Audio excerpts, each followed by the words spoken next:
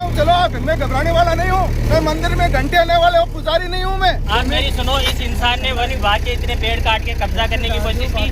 One विभाग की खातेदारी की जगह पे 4 दिन के अंदर इसने पोल गाड़े।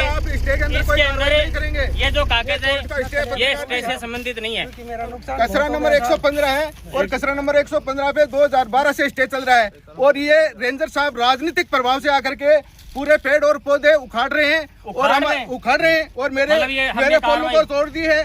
और उदयपुरवाटी वन विभाग की टीम की ओर से नीम का जोड़ा में छापोली मार्ग पर सड़क किनारे वन भूमि में अतिक्रमण बताते हुए कार्रवाई की गई। टीम की ओर से जेसीबी से भूमि पर की गई तारबंदी और लगाए गए पिलर को तोड़कर गिरा दिया। इधर दूसरा पक्ष मौके पर पहुंचा और वन विभाग की टीम पर राजनीतिक प्रभाव में आकर न्यायालय के स्थगन के आदेश के बावजूद उनकी भूमि में की गई तारबंदी और पेड़ उखाड़ने का आरोप लगाया।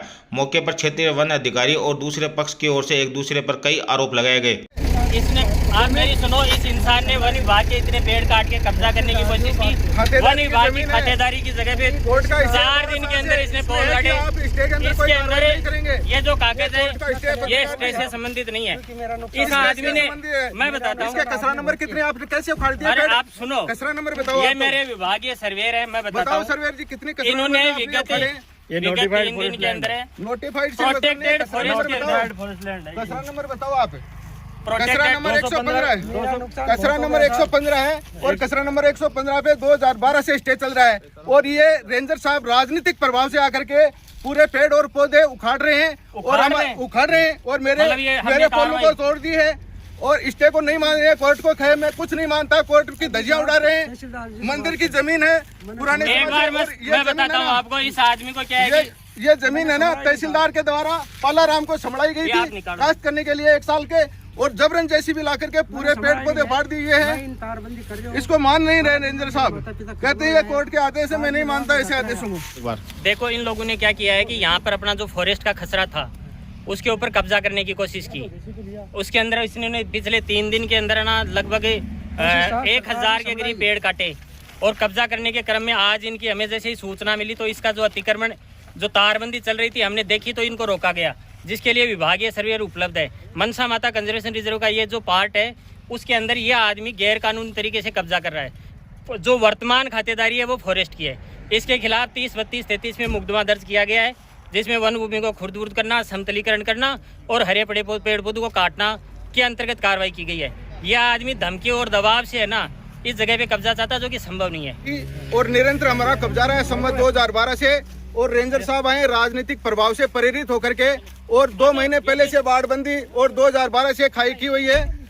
और इसको जबरन है ना लाठी के बल से अपना दलबल ला करके जबरन उखाड़ रहे हैं। इनका कोई अधिकार नहीं बनता है। एसडीएम कोर्ट के आदेश से यह जमीन पालाराम सैनी को संभलाई गई थी कास्ट करने के लिए, और बाकायदा कास्ट के लेटर मैंने इनको दिखाए। चलो आप, मैं घबराने वाला नहीं हूँ। मैं मंदिर में घंटे आने वाले पुजारी नहीं हूँ। मैं कोर्ट के आदेश से चल रहे हैं, आप कोर्ट के आदेश को नहीं मानते हैं। कोर्ट के आदेश हुए आप धज्जियां उड़ा रहे हैं। पालाराम सैनी है, इसको जमीन संभलाई गई थी बाकायदा, पटवारी गिरदावर ने मौके पर आके जमीन संभलाई है। खाई लगाने का ऑर्डर है, उसमें बाढ़ लगाने का ऑर्डर है, या पालाराम सैनी है, मानते ही नहीं है किसी बात को। रेंजर साहब इतनी तारीखें डलवाऊंगा आपकी जमीन थी। हमारे और 2 पक्षों के मध्य विवाद चल रहा था और एसडीएम कोर्ट ने सम्मत 2012 में इसको रिसीवरी में ले ली थी, और सम्मत 2012 से लगातार ये जमीन रिसीवर नियुक्त है, और रिसीवर मंदिर की जमीन मानते हुए इसको दूसरे को कब्जे का संभालता है। रिसीवर तहसीलदार को ऑर्डर था पालाराम सैनी के नाम से, पालाराम सैनी ने तारबंदी की है।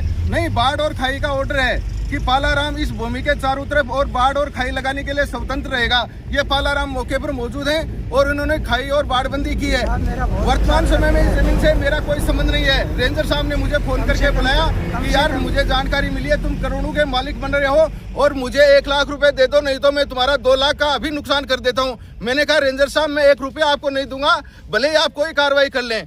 फिर बोला मैं तो अभी कार्रवाई करूंगा। मैंने कहा रेंजर साहब 1 लाख रुपए देना मेरा संभव नहीं है।